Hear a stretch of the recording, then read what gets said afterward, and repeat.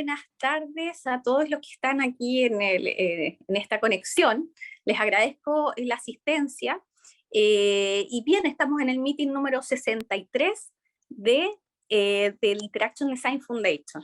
¿Ya? Y bueno, en esta ocasión vamos a hablar de Data Driven Design. Para eso invitamos a Diego López, que ya lo habíamos tenido invitado anteriormente, y hoy nos va a hablar sobre este tema. Y bueno, él es Lead UX UI de FIPEI de Chile. Entonces, quería darle las gracias a Dieguito por asistir, así que habla nomás, por favor, Diego, y preséntate como corresponde. Hola. Gracias de nuevo por invitarme. Así que nada, súper contentos de sumar un poquito más a nuestra disciplina. Bien. Quería recordarles también de que si quieren hacer algún tipo de pregunta, por favor háganlas en el módulo que está para hacer preguntas, y nosotros vamos a hacérselas a la persona a Diego, para que él las conteste, pero al final. Así que bien, estamos como para empezar entonces. Ya, Dieguito. Muy bien, bueno, vamos a compartir. Preséntase. ¿No? La idea de la charla un poco es hablar de la importancia que tiene el hecho de diseñar basado en datos, ¿sí? No en suposiciones, no en interpretaciones, sino 100% en datos. Lo que vamos a ver en la charla de hoy es un poco entender el porqué, cuáles son los beneficios, cuáles son las diferentes opciones que podemos tener en cuenta a la hora de diseñar, y obviamente cómo llevarlo a cabo, ¿sí? Cómo presentar los resultados. Rápidamente cuento un poquitito de mí. Soy Diego López Castán, soy ingeniero de sistemas, trabajo en lo que tiene que ver con el mundo de la experiencia de usuario hace 15 años, soy profesor en varias universidades acá en Argentina, en lo que es la UTN y lo que es Maimónides. Y también obviamente formo parte de IDF acá en Argentina como el local líder de capítulo Buenos Aires. Eso es un poquitito lo que hago. Y actualmente estoy como UX Lead en FPI. Bien, seguramente a todos los que están acá en la reunión de hoy y los que la vean después, les ha pasado haber entrado en una reunión en donde alguien que está ahí en esa reunión dice, no, el usuario haría esto, o el usuario entendería esta opción, o el usuario encontraría tal o cual opción, ¿no? Obviamente, a veces es muy fácil, muy sencillo para lo que es la gente en las reuniones opinar sobre diseño, y cuando uno hace el ejercicio de preguntar por qué, de dónde saca esos datos, o cómo sabe, cómo pudo validar, ¿no? Eso que está diciendo, en general no nos dan una respuesta que nos deja conformes, ¿sí?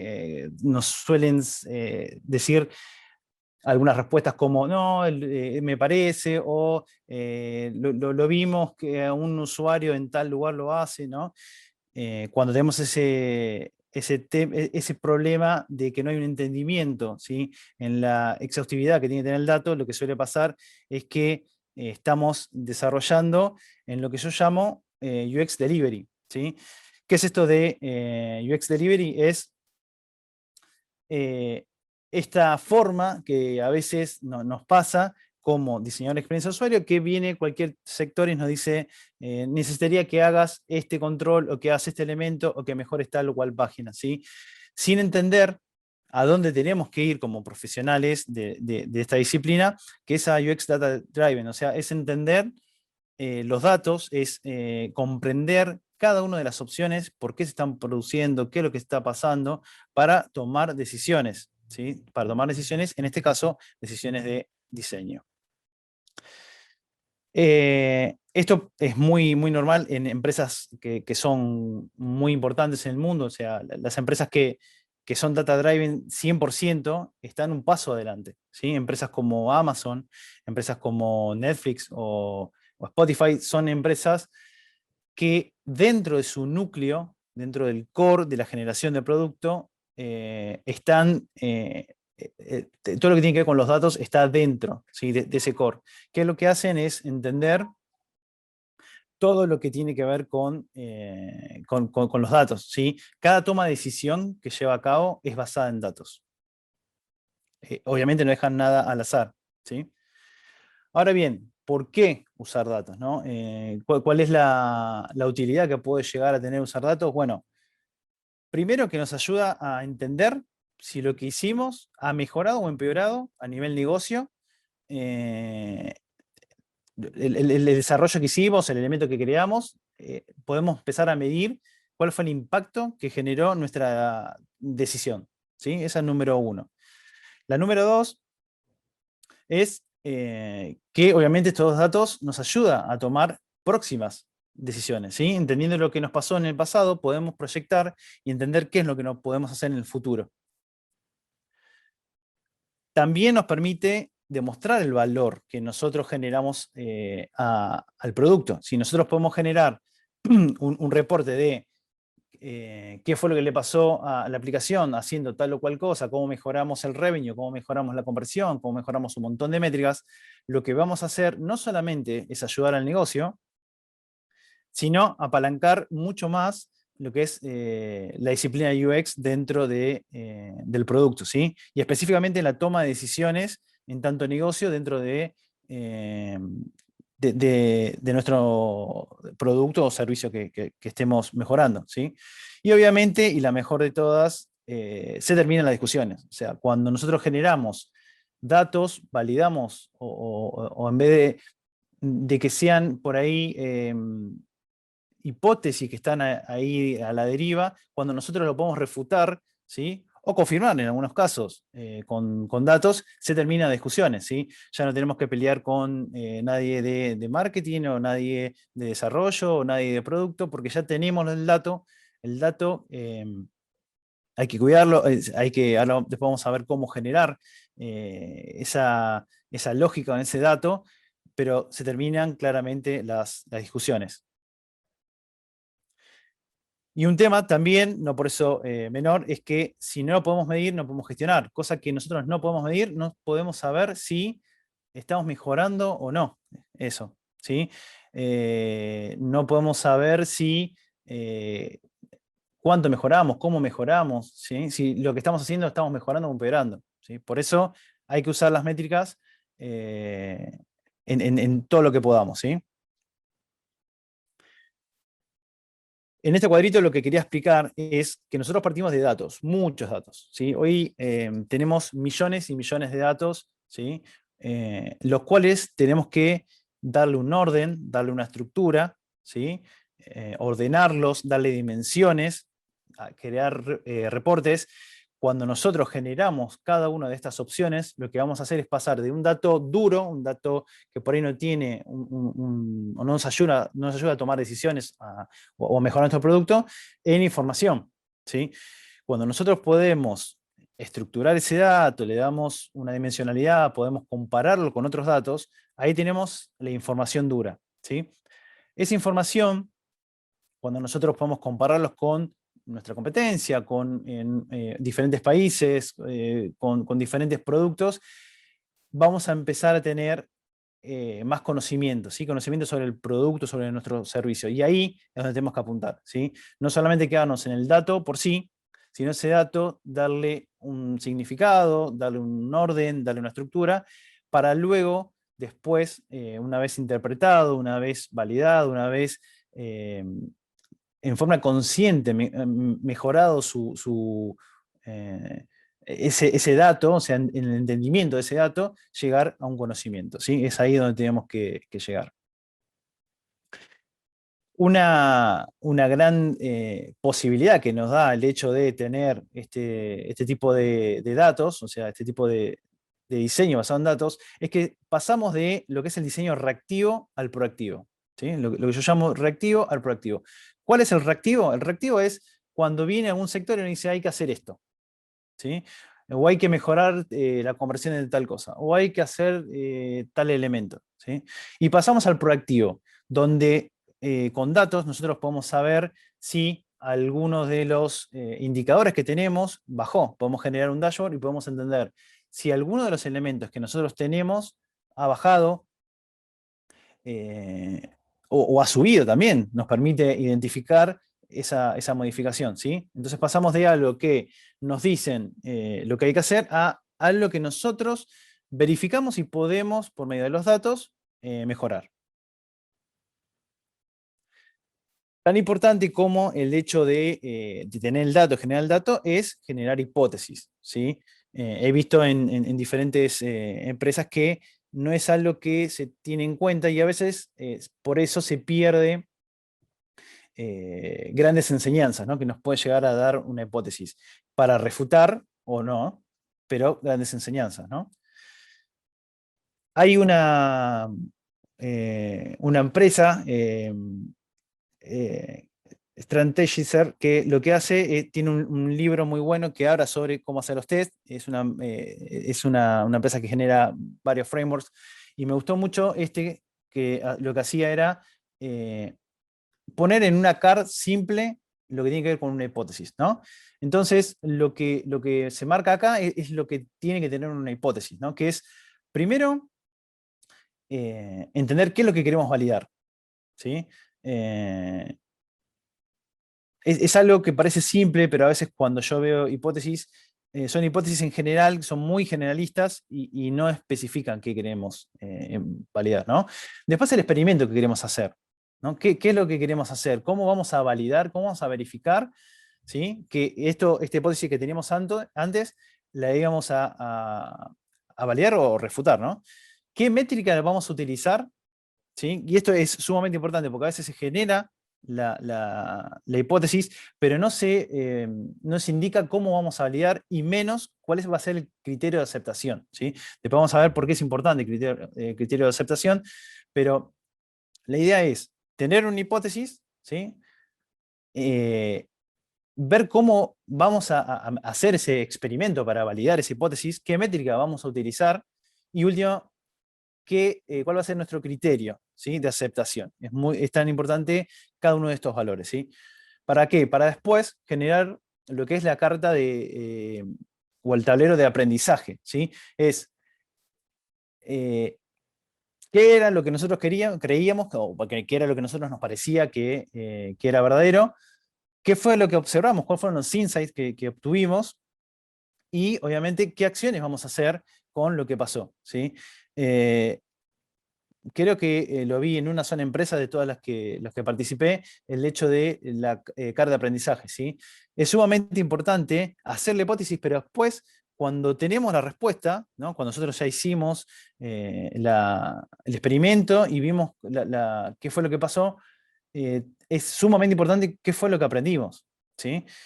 Probamos un wording diferente, nos fue de esta manera. Probamos hacer un micrositio sobre un producto para validarlo. Bueno, ¿qué fue lo que pasó? ¿Sí? Es tan importante generar una buena hipótesis como documentar de manera lo más robusta posible cuál fue el aprendizaje. ¿Cuáles son los errores que se suelen generar cuando hacemos este tipo de experimentos, ¿no? En general, no dedicar suficiente tiempo, ¿no? Hacer un test rápido, probamos rápido y lo probamos en una semana, ¿no? Y a veces necesitamos mucho más tiempo para validar, ¿sí? Me ha pasado en varias veces que una opción que se creía que era buena porque en la primera semana tuvo un alta porcentaje de conversión, después vimos que fue al principio y no se mantuvo, ¿sí? Por eso es necesario dedicarle mucho tiempo al experimento, ¿no? Otro tema es el parálisis por análisis, ¿no? Tenemos 2 millones de experimentos al mismo tiempo, tenemos un montón de métricas y al final no terminamos haciendo nada, ¿sí? Hay que agarrar un experimento, llevarlo a cabo, 1 o 2, y después ver qué es lo que va pasando con ese experimento, pero no hacer 30 experimentos al mismo tiempo porque terminamos generando esto, ¿no? La parálisis por análisis. Muchos números y terminamos no viendo ninguno. Otro tema importante es cuando tenemos datos incompletos, ¿no? Cuando la métrica que nosotros queríamos validar está incompleta o cuando el criterio de aceptación no se registró o está incompleto, bueno, ahí suele fallar ¿sí? Los experimentos. Y un tema no menor es el sesgo de confirmación, ¿no? Cuando nosotros hacemos experimentos tenemos que dejar nuestros sesgos de lado, ¿sí? No tenemos que agarrar y validar la opción que nosotros creíamos o generar un stop al experimento porque está confirmando lo que nosotros pensábamos antes, ¿sí? Nosotros estamos para validar, nada más, ¿sí? No para confirmar que nuestra hipótesis que nosotros pensábamos está bien, ¿no? Esto lo veo en varios lugares. Nosotros no tenemos que confirmar nada, sino validar, ¿sí? Con hechos reales y con datos. Bien, ahora vamos a hablar un poquitito de métricas, ¿sí? Métricas hay un montón, hay miles y miles y miles de métricas dependiendo de negocios, dependiendo diferentes aplicativos, ¿sí? ¿Qué es lo que tiene que tener una métrica para que sea buena? Obviamente que sea comparativa. Así que yo esa métrica la puedo comparar en dimensiones, ¿sí? La puedo comparar con otros periodos, con otros grupos de usuario, la puedo comparar con un competidor, la puedo comparar con otros aplicativos, ¿sí? Con otros países, con otros continentes, con lo que fuera, ¿sí? Si esa métrica yo la puedo comparar, la puedo dimensionar, es una buena métrica. Obviamente que sea comprensible, ¿sí? Si la métrica, para el cálculo de esa métrica es un algoritmo que es sumamente difícil para interpretarlo y no es buena métrica, ¿sí? En general no suele ser buena métrica. Y que sea sencilla, ¿sí? Que sea un índice, un ratio, que sea mucho más sencillo, fácil para el usuario acordarse de que el porcentaje de ventas aumentó un 5%, un 10%, que las ventas que se generaron fueron de 10.550.324 con 33 centavos, ¿sí? Es imposible que alguien se recuerde un número así, pero sí un ratio, sí un índice. Dentro de las métricas está la típica conversión, el objetivo, ¿sí?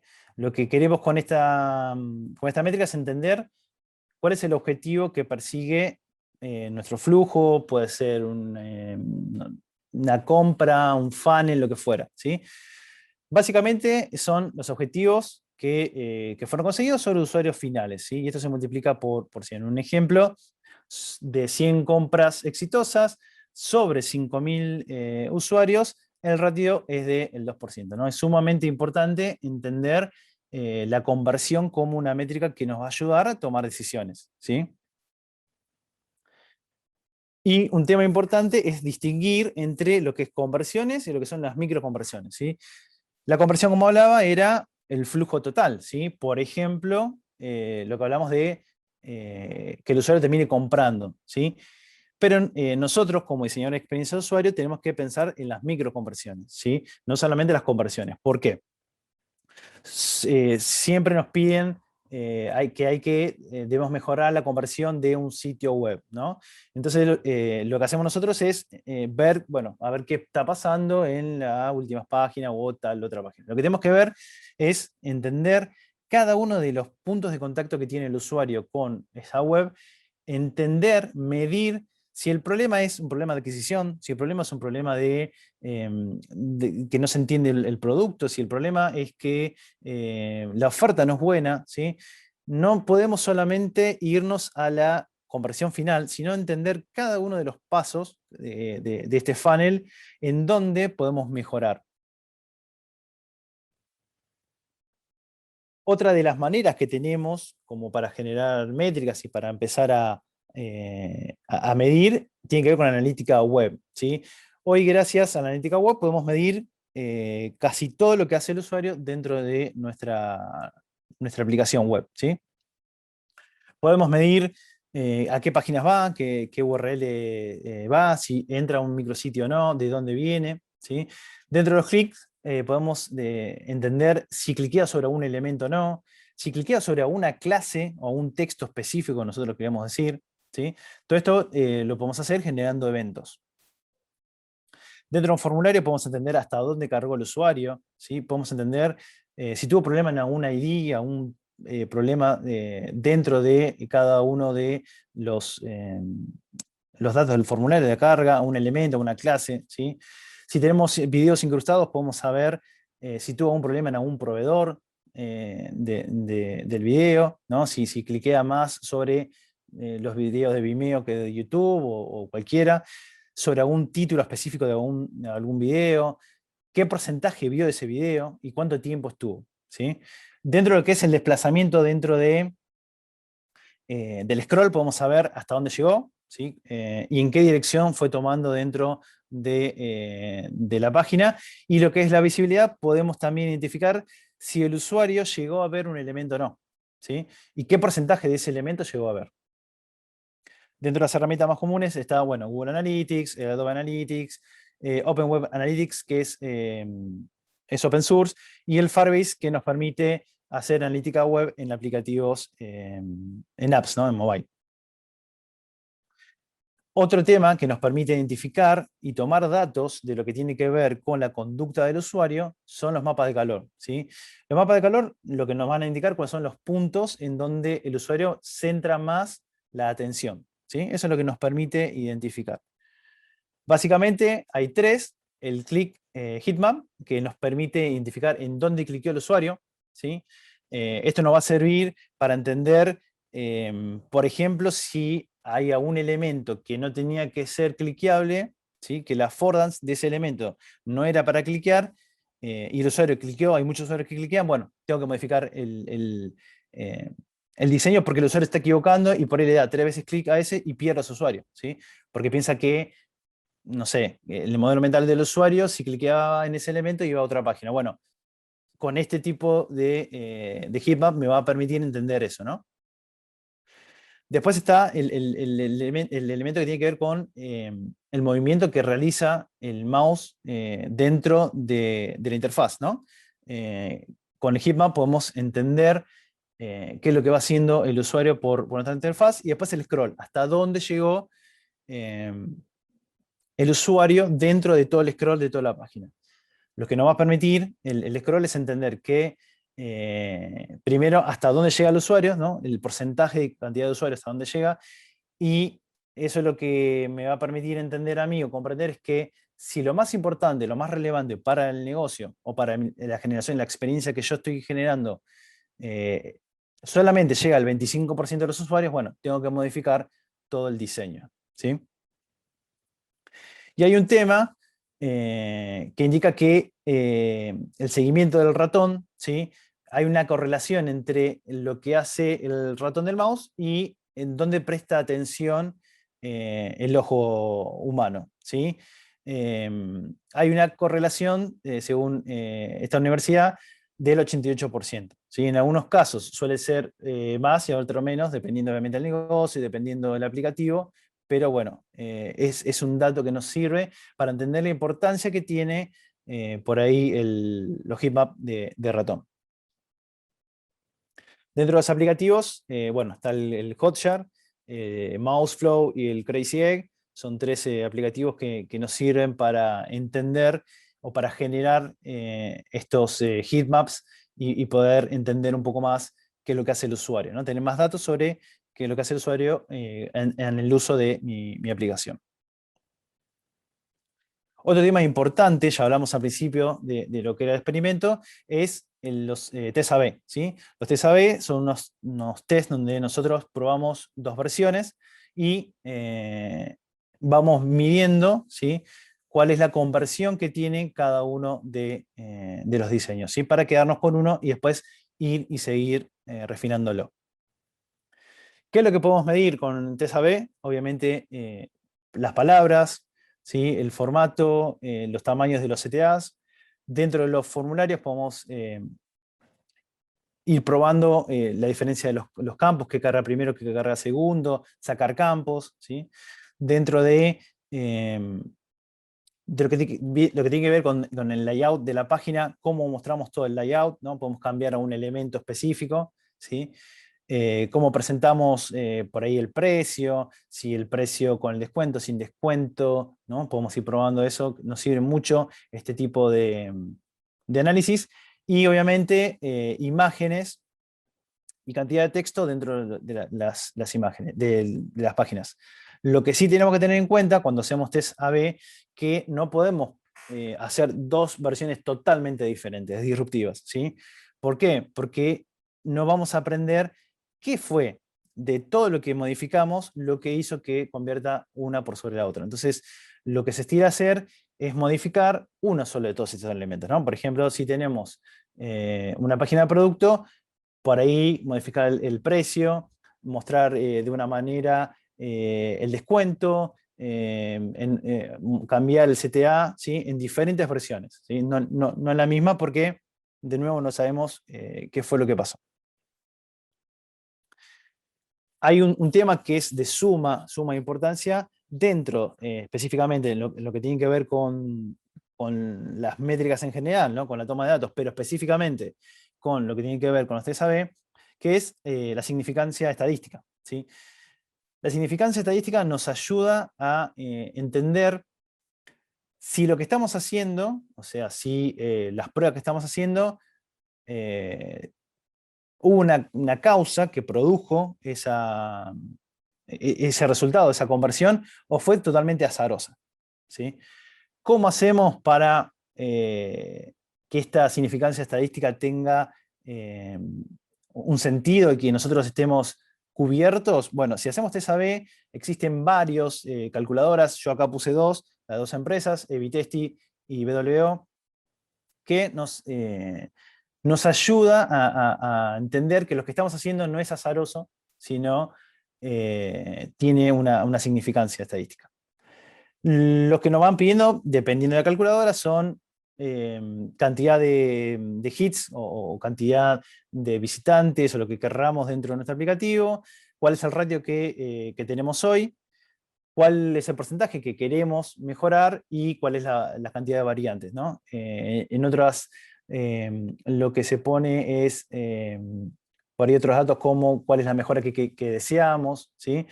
En definitiva, lo que nos va a dar esta calculadora, tanto la de BWO como la de Evitesti, es la cantidad de días que deberíamos correr, ¿sí? Dentro de los aplicativos, Evitesti, Visual Web Optimizer y Optimize de Google, los tres aplicativos nos dice cuánto tiempo deberíamos dejar corriendo la prueba, ¿sí? El experimento, y en general nos van dando información de cuándo por ahí ya no tiene sentido seguir con el experimento, ¿sí? Eso está bueno. Bien, vamos un pasito más. Ya hablamos de datos, ya hablamos de un poco de conducta de usuario, hablamos de Evitest y hablamos de métricas de conversión. Vamos un paso más, ¿sí? Este es un paso más sofisticado, no cualquiera puede llegar a esto, ¿sí? Que tiene que ver con el análisis de emociones, ¿sí? Lo que hacemos con este tipo de análisis de emociones es entender patrones de conducta, ¿sí? Tratamos de llegar a un paso más, ¿sí? Obviamente no es algo sencillo, no es, a veces es bastante caro la forma de implementarlo, pero está bueno como para tener muchos más datos en la toma de decisiones de diseño, ¿no? Como venimos hablando. Dentro de las principales objetos o herramientas con las que podíamos contar para generar este tipo de métricas, tenemos el eye tracking, ¿sí? Que el eye tracking nos va a dar información de cuál fue el lugar en donde el usuario estuvo viendo, a qué le dio más importancia, cuál fue el flujo, ¿sí? Que realizó para llegar a ese elemento, para entender si algo lo distrajo antes o no, ¿sí? Face Recognition nos permite interpretar, ¿sí? Con Machine Learning cuál es la emoción generada del usuario ante el uso de puede ser una interfaz, puede ser un video, lo que fuere. Y después el electroencefalograma lo que nos permite es identificar la atención que generó el usuario, el poder atencional que tuvo el usuario, o la excitación atencional que tuvo el usuario ante el uso del aplicativo, ¿sí? Obviamente, utilizar este tipo de tecnologías no es por ahí tan barato, cada uno de estos elementos son caros, pero es sumamente importante para entender lo que el usuario no nos dice, ¿sí? Siempre con las métricas anteriores lo que vimos es lo que el usuario por ahí puede llegar a explicar. Con esto vemos lo que no puede llegar a explicar, ¿sí? Si no tenemos plata para invertir en un eye tracker, hoy día se está mezclando el eye tracker con inteligencia artificial. La gente de Visualize lo que hizo es generar miles de estudios con un eye tracker y generar por medio de inteligencia artificial lo que el usuario, o sea, genera el heatmap de lo que el usuario vería. ¿Sí? Es lo más representativo. Obviamente, si se puede acceder a un eye tracker es mucho mejor, pero ante nada, este es un súper servicio. Ahí lo usé para lo que era la página de IDF y estuvo bastante bueno el hecho de usarlo. Y obviamente no es tan cara, ¿no? No es una herramienta tan cara. Bien, tips que tenemos que tener con las métricas. En lo posible, utilizar lo que son las escalas Likert. Escalas Likert es totalmente de acuerdo, totalmente desacuerdo, 5 elementos. ¿Sí? ¿Por qué 5 elementos y no 10? Porque suele pasar que cuando utilizamos unas escalas muy grandes, 10 elementos, 15 elementos, 20 elementos, al haber tanta diferencia en cada uno de los elementos, entra mucho la subjetividad del usuario, lo que es, por ejemplo, el 6 o el 7 para un usuario, por ahí para otra persona es un 8, ¿sí? Entonces el dato es más complejo y es más difícil interpretarlo. Obviamente las métricas tienen que ser accionables. No sirve de nada generar 2 millones de métricas y no hacer nada con ellas. ¿Sí? Tan importante es la generación de una métrica como después aprender y hacer algo con ellas, ¿no? Y obviamente no basarse en métricas manipulables, ¿sí? Un ejemplo súper clásico es la tasa de rebote, ¿no? En lo que tiene que ver con las páginas web. La tasa de rebote es cuando el usuario ingresa a la aplicación, no hace nada y se va. ¿Qué es lo que sucede con eso? Que por medio, nosotros podemos por analítica web, por analítica web o por a un tipo de hit que le podemos generar dentro, o un pop-up que generemos dentro del aplicativo, el usuario hace algo, por más que no es lo que el usuario quiera, y baja la tasa de rebote. Entonces no tiene sentido si las podemos manipular fácilmente, ¿no? Bien, vamos a los errores de las métricas. Clásico ejemplo que lo veo en casi todas las empresas, que son las métricas de vanidad. ¿Sí? ¿Qué son las métricas de vanidad? Son las métricas que solamente le importan a la persona que las genera y no le da ningún valor a la empresa, ¿sí? O al negocio. Clásico ejemplo de estas egométricas son páginas vistas, visitantes únicos, ¿sí? Leads y lo que fuere, ¿no? Las métricas que nosotros tenemos que generar son métricas que importan al negocio, ¿sí? Si, por ejemplo, mi negocio se basa en el número de gente que visita una página, bien, ahí ya no es de vanidad, es algo que está propiamente dentro del negocio, ¿sí? O si a mí me pagan por obtener leads, está bien, porque es parte del negocio. Pero si yo tengo un e-commerce y, no sé, no vendo ningún producto, pero tengo un montón de gente que me da like en, no sé, en Instagram, no tiene sentido. ¿Sí?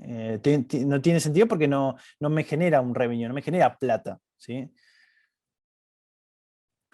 Bien, otro clásico tema que tiene que ver cuando comparamos diferentes métricas es la correlación y la causalidad. ¿Sí? Correlación no implica causalidad. ¿Qué es correlación? ¿Qué es causalidad? Vamos a empezar. Es causa-efecto, ¿sí? En lo que va pasando entre la opción A y la opción B, ¿no? Hago A, pasa B. Eso es la causalidad. Correlación tiene que ver con si subo una variable, ¿no? Si hago algo con una variable, puede subir, puede ser bajar, pasa algo con otra variable. ¿Sí? Eso pasa mucho con, por ejemplo, cuando hacemos test AB, ¿no? Cuando hacemos algún tipo de métrica, decimos, mira, cuando pasó tal cosa, pasó tal otra. ¿Sí? Entonces, no siempre están correlacionadas, ¿no? Hay un libro muy gracioso que se llama Correlaciones Espurias, Spurious Correlation, que habla sobre este tema, ¿no? Por ejemplo, ahí puso un ejemplo muy gracioso que es la correlación que hay entre dos variables. Por un lado, la variable de las películas que hizo Nicolas Cage con las personas que se murieron ahogadas al caerse en una pileta, ¿sí? Por eso tenemos que ser muy exhaustivos en el entendimiento de cada una de las métricas y exhaustivos también en qué puede haber pasado también por detrás, ¿no? Clásico ejemplo, nosotros tiramos un test AB y vemos que convierte un montón el formulario que hicimos, ¿sí? Pero nunca nos dimos cuenta, porque no hablamos con la gente de marketing, que, por ejemplo, se hizo una oferta, una super oferta para que el usuario se registre, ¿no? Entonces, ahí es como que nosotros pensamos que la correlación fue porque nosotros cambiamos un botón, pero en realidad fue que adquirimos un montón de clientes porque se pagó mucha pauta en Google, ¿no? Entonces tenemos que entender muy bien esos datos. Y por último está lo que es el círculo de la muerte de los datos, ¿no? Que empieza cuando generamos un gran volumen de datos, pero estos datos no se mantienen, ¿no? Entonces hacemos reportes, hacemos dashboard, hacemos de todo, pero nunca esos datos se mantienen. ¿Qué pasa cuando no se mantienen? La gente ya no le da tanta bolilla, ¿no? Se vuelven irrelevantes. ¿Por qué? Porque hice un dashboard en mayo, en junio, y ya julio ya por ahí no le puse los datos, ¿sí? O repito los datos, ¿sí? Entonces, lo que genera esto es que las personas ya pierdan la confianza, ¿sí? ¿Por qué? Porque los datos están incompletos, no me llega los datos en tiempo y forma que yo lo esperaba. Y lo que pasa cuando las personas pierden la confianza es que dejan de usar los datos, ¿sí? Entonces, no tenemos que caer en esto, tenemos que ser constantes, explicar bien qué es lo que hacemos, cómo lo hacemos, y que realmente a veces esto lo habrán escuchado en miles de lugares, menos es más, o sea, que haya menos datos, pero que sean los datos específicos que el usuario está esperando, ¿no? Del análisis o de lo que tiene que ver con el análisis de datos, tenemos como tres estadios, ¿no? El primero estadio es la analítica descriptiva, esto es lo que está pasando, ¿sí? El usuario, de lo que hablamos con la conversión, ¿no? El 10% de los usuarios convierte, el 5% de los usuarios convierte. Tenemos tantos usuarios que ingresan al flow y tantos que terminan, ¿no? Eso es lo descriptivo, nos está diciendo qué es lo que está pasando ahora, ¿sí? Acá está la mayoría de las empresas. El segundo de los tipos de análisis tiene que ver con la predictiva, ¿sí? Acá ya, utilizando los datos que tenemos ya históricos, generamos lo que tiene que ver con datos del futuro, ¿sí? Esto tiene lo que es el forecast, ¿sí? Acá pocas empresas utilizan estos datos, ¿sí? ¿Por qué? Esto nos permite generar, cuando tenemos obviamente un buen volumen de datos históricos, generar predicciones para mejorar de forma proactiva por ahí nuestros diseños, ¿sí? Y el santo grial es el análisis ya prescriptivo que no solamente ya sabemos qué es lo que puede llegar a pasar, sino que nos da soluciones, ¿sí? Ya muchas empresas que tienen muy aceitado lo que es Machine Learning dentro de sus empresas, o dentro de sus procesos, lo que generan es que ya puedan no solamente predecir lo que va a pasar, sino generar una solución ante un problema específico. Por último está la presentación de los resultados. ¿Cómo presentamos resultados? Lo primero que tenemos que hacer cuando queremos presentar resultados de cualquier índole es pensar a quién le vamos a presentar los datos. No es lo mismo presentar los datos a nuestro equipo de diseñadores o a un gerente o a la gente de negocio. Cada uno va a tener una necesidad diferente, va a querer validar algo totalmente diferente. Entonces, lo que nosotros tenemos que hacer es, primero, ante que nada, entender a quién le vamos a hablar, ¿sí? Después indicar el contexto, ¿sí? ¿Qué fue lo que te llevó, por ejemplo, a medir esto? ¿O por qué estás midiendo esto y no esto? ¿O específicamente qué es lo que estás midiendo? No mostrar una métrica por sí sola, sino explicar cómo se genera esa métrica, de dónde viene, por qué la estás haciendo, ¿sí? Obviamente generar una presentación que sea amigable e intuitiva, ¿sí? No poner cinco, que pasa a veces, 5 o 6 diferentes gráficos dentro de una presentación, no, una métrica, 2 métricas, un grafiquito, una métrica, una explicación, ¿sí? No agregar elementos innecesarios, ¿no? Si yo quiero explicar solamente un dato, no poner alrededor de ese dato, no sé, 5 o 6 gráficos diferentes, ¿no? Como para dejar más linda, entre comillas, el slide, ¿no? Tiene que estar lo elemental, lo más sencillo, ¿sí? Y obviamente no generar que el usuario tenga, o el usuario o la persona que lea nuestro reporte, que tenga que hacer cálculos adicionales, ¿sí? Que esté todo dentro de esa presentación, ¿sí? Y para finalizar, los datos no diseñan, ¿sí? Nosotros, al tener datos, al contar con esos datos, vamos a poder mejorar nuestras validaciones de diseño, ¿sí? Pero los datos no diseñan, ¿sí? Nuestro trabajo es, como diseñadores de experiencia de usuario, es generar el mejor diseño posible basado, ¿sí? En los datos, en los hechos que ya contamos anteriormente, ¿sí? Eh, pero obviamente siempre con esa mentalidad de querer generar un experimento, de querer probar, ¿sí? Así que nada, muchas gracias por haber venido y escucho las preguntas que tengan. Ya, Diego. Oye, muchas gracias, te pasaste súper interesante tu presentación, sobre todo porque abordaste como cada paso del proceso que constituye esto de estar abordando los datos. Ya, hoy día cada vez más relevante para las personas que trabajamos en experiencia de usuario y hoy día acercarse un poco más a lo comercial. Esto justamente nos permite como validar Exacto. todas estas decisiones que uno realiza cuando uno diseña o estructura algo, algún producto o servicio digital. Mira, hay varias preguntas, ¿ya? Sí, y una Primero, cosita más, sí, Pame, que me viene con lo que decís, es que también sí, nos empodera diferente el hecho de tener datos. El hecho de contar claro. con datos, ya no hablamos de generar interfaces más lindas, más usables. Estamos hablando de cómo mejorar el negocio, ¿sí? Por eso es también sumamente importante que nosotros podamos medir y podamos sentarnos en las mesas de gente de producto como para dar nuestra opinión, ¿no? Sí, sobre todo hoy día que hay más sitios que son transaccionales. Hoy día Exacto. el e-commerce es muy potente, entonces tienes que tomar decisiones en base a lo que hay detrás, en el back de cada plataforma de e-commerce. ¿Cachai? Ujú. Entonces, mira, hay varias preguntas como te mencionaba. La primera Buenísimo. es de Alexis Brantes, que tú ya la conoces. Creo que lo tengo, lo tengo. ¿Cómo impulsar una cultura centrada en los datos? ¿Es algo que debe llegar desde el Olimpo corporativo o se debe impulsar en una comunidad X? Quizás es el deber del individuo, un poco filosófico, Alex, pero tiene Sí, razón. sí. Y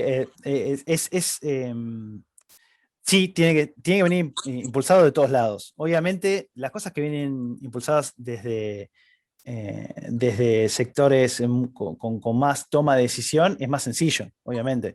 Pero a veces nos pasa que somos nosotros los que tenemos que empujar también de abajo hacia arriba para mostrar el valor que tiene el hecho de utilizar datos y el hecho de basarnos en datos. O sea, eh, yo creo que hay una mezcla.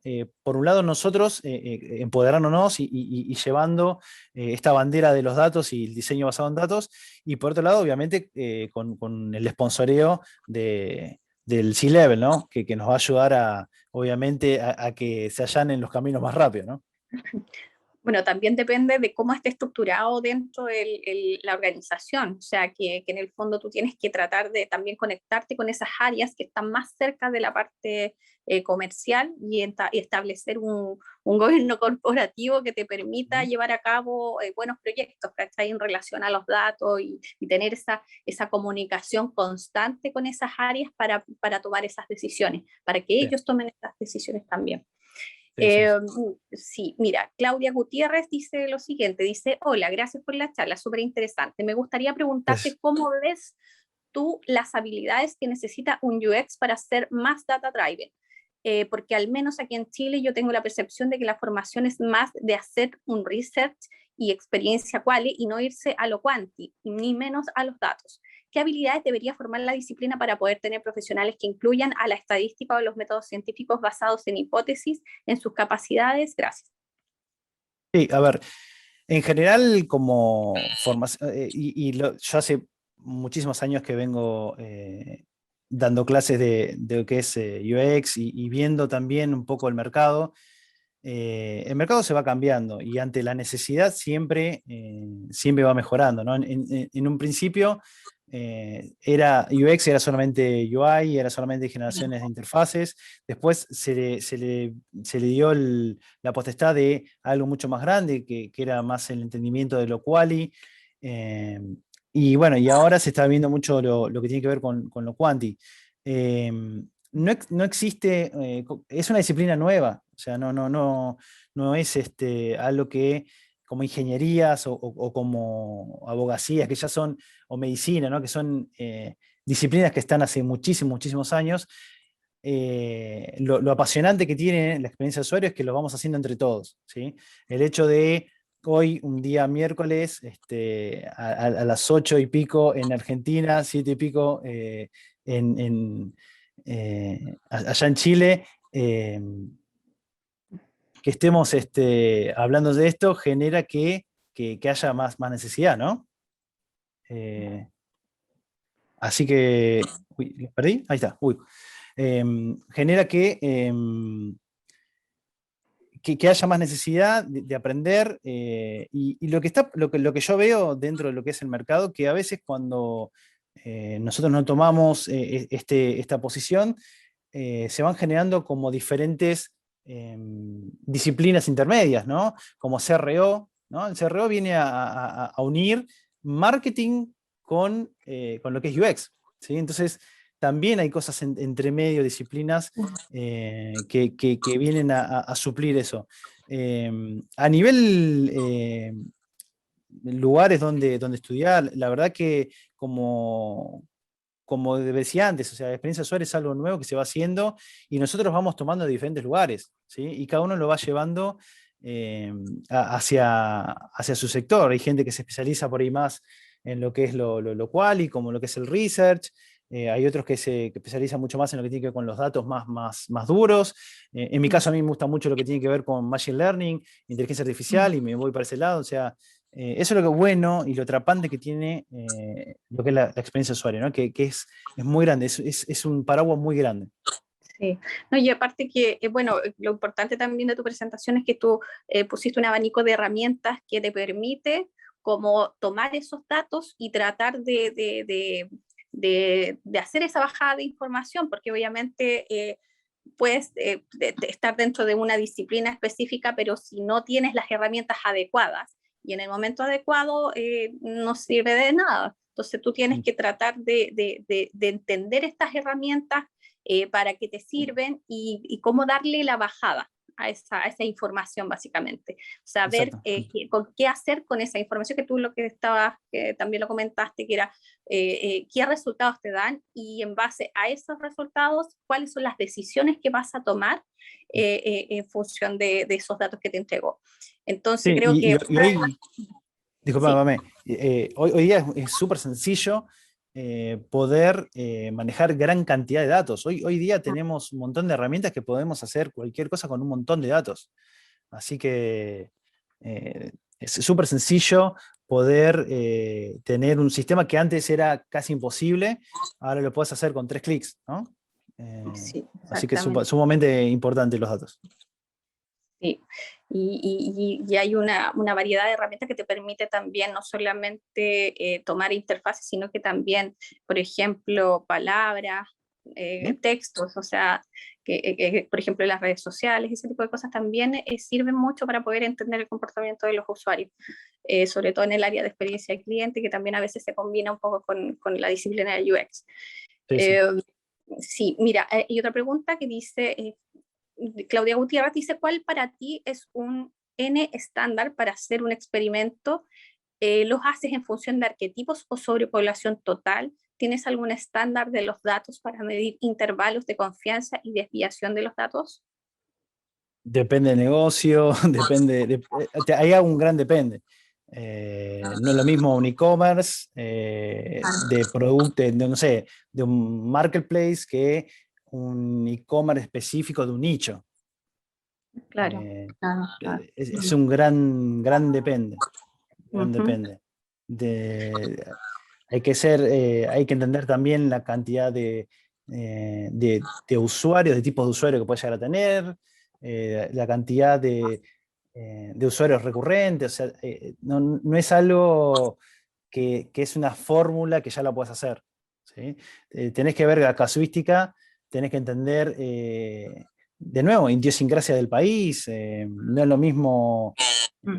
no sé, por ejemplo, una fintech no va a funcionar igual acá en Argentina que en Chile, por ejemplo.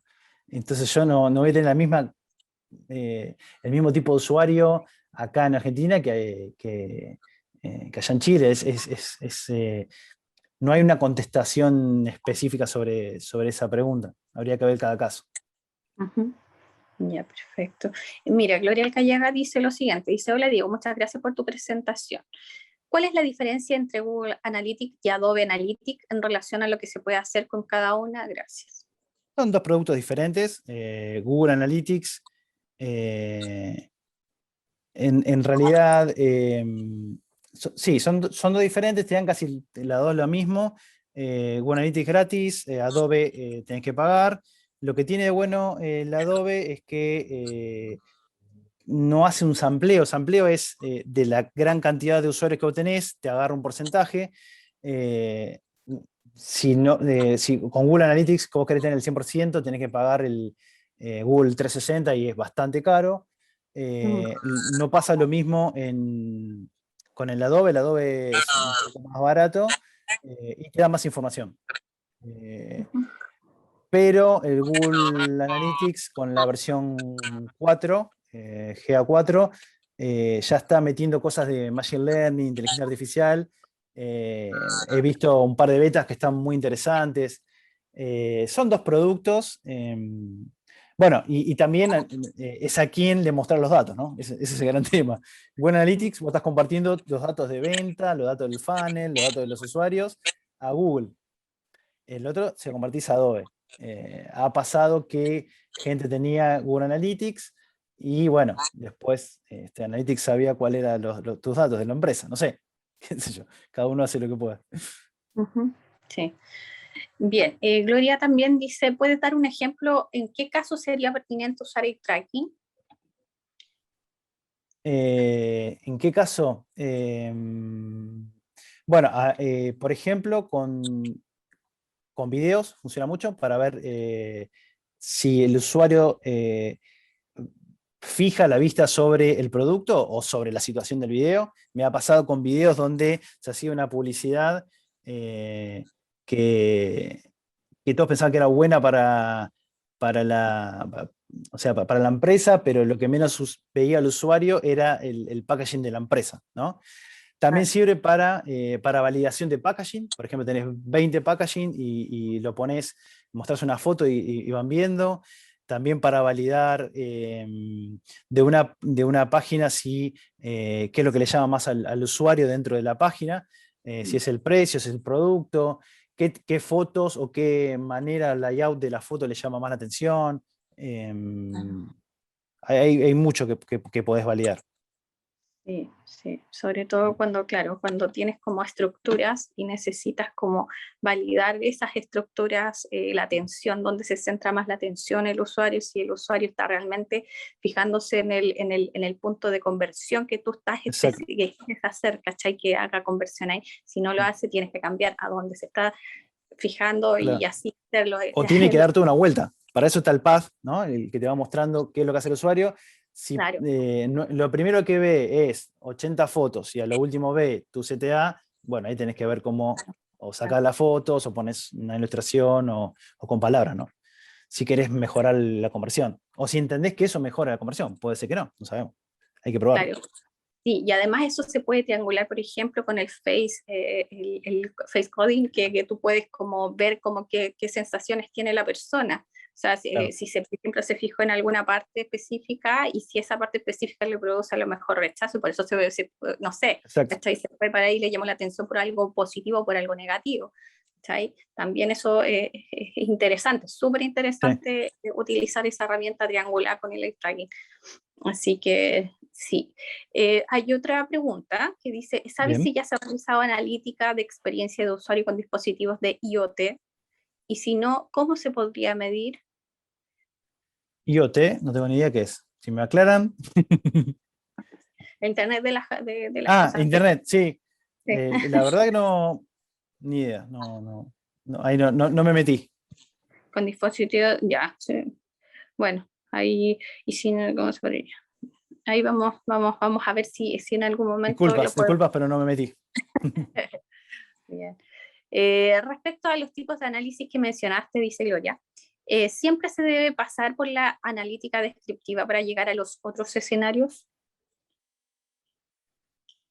Y sí, sí. Sí, primero tenés que ser muy fuerte en la descriptiva, entender todo lo que está pasando, entender las mejoras, y eso va a generar que vos después puedas hacer el historial, o sea, que puedas hacerlo histórico. Una vez que vos ya tenés un gran nivel de historia, un año, ya podés hacer lo que tiene que ver con el forecast, ¿no? Ujú. Y después pasar a la prescriptiva, que es el santo grial, ¿no? Muy pocas empresas lo están haciendo. Sí. Bien, Seba Vera dice, ¿cómo haces las validaciones de prototipo previo a los desarrollos en el caso de tener un equipo corto de UX? Equipo corto de UX debe ser así Sí, como un equipo. pocos usuarios. O poca gente. Bueno, la típica. Mucho. eh, bueno, ahora se complica mucho, ¿no? Con el COVID nos alentó a mejorar nuestros research. Por ello empezaría con algo bien temprano, como test no moderados. Yo uso Maze para lo que son test no moderados, una herramienta bastante interesante, es sumamente fácil de utilizar. Ahí vas a empezar a validar wireframes, o sea, rápidamente. Obviamente, si podés acceder a los usuarios y hacer alguna entrevista, sería genial. Después pasar a test ya moderados, cuando tengas algo más presentable. Y ahí después ya ir probándolo, si podés en producción, aunque sea más chiquitito en producción, con algún A/B test para ir refinando, o sea, lo último, la última aspereza del producto, para a ver si el usuario entiende, comprende, qué es lo que más convierte, y después 100% producción. Perfecto. Natalia Miranda dice, ¿cómo se puede documentar la data para los stakeholders? Creo que tú hablaste sobre eso también. Sí, bueno, ahí estaban las CART, tanto el aprendizaje como la hipótesis. En general yo utilizo un Excel, donde pongo estos mismos campos, que fue lo que fui haciendo, por ahí alguna captura.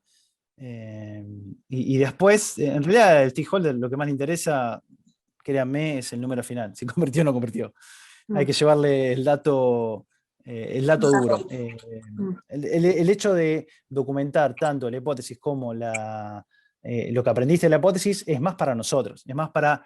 eh, obviamente, cuando esto lo hacemos todos los días, después nos vamos a empezar a olvidar de qué probamos o cuál fue el resultado cuando probamos tal o cual cosa. Por eso está bueno volver a estas cartas de aprendizaje y entender qué fue lo que pasó, ¿no? Pero en cuanto a los stakeholders, lo que probaste, cuál fue tu hipótesis, cómo lo validaste, pues siempre pasa, te dicen, ¿y cómo hiciste? ¿Y cómo lo validaste? ¿Qué me diste? Y después, obviamente, lo más importante, cuál fue el resultado, ¿no? ¿Qué fue lo que lograste? Que puede Ujú. ser positivo o negativo. Claro, No siempre nos va bien con los A/B test. sí, eso es cierto. Bien, Alexis de Brantes dice, entre comillas, dato mata relato. Sí, ¿Cómo, sí, totalmente. Totalmente de acuerdo. cómo, cómo ha sido tu experiencia fomentando esta cultura centrada en datos para tomar decisiones en diferentes empresas? Terrible, la palabra terrible. Es muy difícil, es muy difícil, pero me ha pasado en otras empresas que hasta me cuestionaban el dato. O sea, pero pará, ¿cómo sacaste este dato? ¿Cómo le hiciste? ¿De dónde viene este dato? ¿No? Me ha pasado que a veces te cuestiona el dato. Vos decís, pero pará, te lo estoy mostrando. O sea, entra en Analytics, pero ¿quién es Analytics? ¿Quién es Google? Entonces, llevando a lo real, lo que hay que hacer es, nada, es como, es ir, mostrar, mostrar, mostrar, mostrar, y bueno, y en algún momento cuando uno va y va y va, lo terminan creyendo, y cuando vos mostrás datos contra el dato no te pueden decir nada.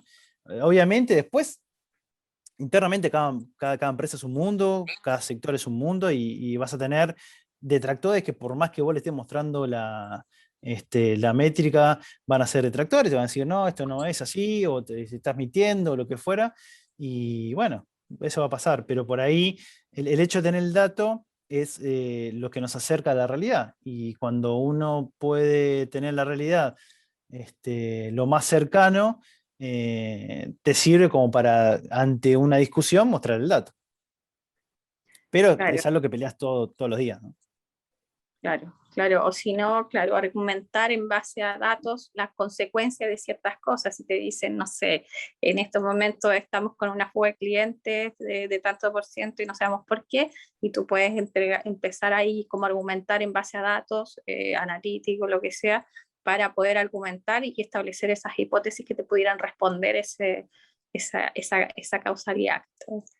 Así como Exacto. que hay que empezar a evangelizar dentro de las empresas. Sí, bueno, sí, sí. Eso es claro, eso es claro. Mm, Y para todos los lados.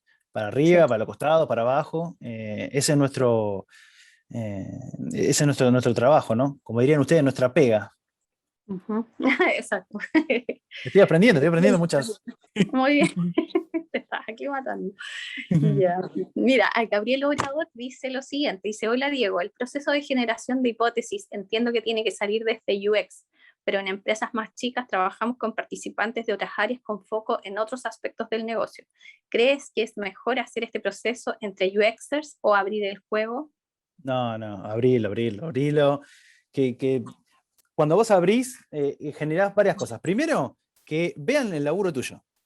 O sea, Sí. cuando ven la importancia del trabajo que está haciendo UX, ya dice, ah, mirá, esos chicos hacen hipótesis, bueno, ya ganás ahí. Después ganás porque haces partícipe a la gente. Cuando los demás sectores se sienten partícipe, son muchos más que empujan, ¿sí? Este tema. Y después que a ellos se les puede ocurrir un montón de hipótesis que a vos no se te ocurren, porque vos tenés otro chip, tenés otro modelo mental. Entonces, mientras más gente pueda apoyar esto, pero adelante, ¿no? Lo que sí, lo que hablamos antes, o sea, que sea claro, que se entienda cómo se van a aprobar las cosas y que no haya un sesgo este que hablamos antes de- de- de entender o querer comprender que yo quiero validar mi hipótesis, ¿no? El sesgo de validación lo que te dice es que van a buscar cualquier cosa para validar lo que ellos pensaban antes. No es así. O sea, lo que sí tenés que trabajar en eso, que la mente esté en blanco cuando vayan a hacer las hipótesis, ¿no? Ujú. Ya, perfecto. Ahí, ya no hay más preguntas. Entonces, si quieren hacer la última pregunta que le hagan ahora, arríjense nomás. Ahora, Así, o aprovechen ahora o esperen hasta la próxima charla. claro. Así que, bueno, pero sí, sí, súper interesante la información que nos has dado, Diego. Eh, bueno, la idea es como seguir como evangelizando esto, porque es algo que como dijeron ahí, está como recién como armándose, está como Ujú, adoptándose de forma seria dentro de las áreas de UX ujú. y es súper necesario, creo que gracias a eso también se han ido validando un poco más algunos equipos de trabajo de UX en empresas grandes, incluso te digo. que gracias a esto se han ido valorando, digamos, su trabajo dentro de la empresa. Así que les sirve a todos. A todos. Sí, negocio, a nosotros como diseñadores para que las charlas no sean, no, me parece, ¿no? Como empezaba al principio, ¿no? No, el usuario haría esto, el usuario entendería, sino vamos a probarlo, vamos a ver qué pasa. A mí me ha pasado haciendo test AB que el usuario hace cosas que no pensamos. Es decir, ¿pero por qué entra por acá? Y bueno, entra por ahí porque el modelo mental del usuario es hacer eso. Y con esto nos permite entender y mejorar nuestro producto y de nuevo, teniendo en cuenta los datos, ¿no? Y no es basado en opiniones nuestro diseño, sino basado en datos. ¿Sí? Y los datos están generados por los usuarios. Y es por eso que tiene mucho más sentido. Sí. Ahí hay una pregunta. Bien. Alexis dice, ¿qué opinas de compartir dashboards automatizados con KPI con journeys que contengan el VOC y métricas de CX para tomar el pulso del servicio? ¿Lo usan en FIPay? No, todavía no tenemos algo tan elaborado. Está bien que se comparta, está bueno que se comparta. El tema que, de nuevo, como hablaba antes de cómo presentar, es entender a quién va ese dato. Me ha pasado de compartir por ahí dashboard o reportes donde la otra persona no entendía de qué es lo que yo le estaba mostrando. Y generado otra comprensión sobre ese dato y hubo problemas. Entonces, lo que tenemos que ser claros en qué vamos a mostrar y para quién, ¿no? Si es necesario tener 3 dashboards diferentes para cada sector, hay que hacerlo. Perfecto, bien, no hay más preguntas, así que, bueno, ya estamos en la hora, esto nos pasamos, así que 1.000.000 de gracias a todas las personas que asistieron. Y esperamos que esto haya sido que les haya servido a ustedes en sus áreas profesionales y para que se vayan metiendo un poquito más en esta temática. Y les voy a recordar de que esto está grabado, por lo tanto en unos días más yo creo que va a estar arriba en el canal, así que no olviden en charlas Movistar IDF o charlas IDF Movistar, creo, charlas IDF, ahí lo van a publicar, ya entré como en conflicto. Pero ahí tenemos ese canal de YouTube para que ustedes puedan revisar todas las charlas que tenemos anteriormente y que también participó Diego ahí en otra. Así que, bien, pues 1.000.000 de gracias y ojalá nos mantengamos también conectados. Si quieren hacernos preguntas, quieren hacerles preguntas a Diego, también pueden contactarlo. Así que, bien, pues un abrazo a todos y que tengan una buena noche. Así que nos vemos el próximo mes con otra temática interesante. Así que un abrazo. Que estén bien. Gracias. Chao.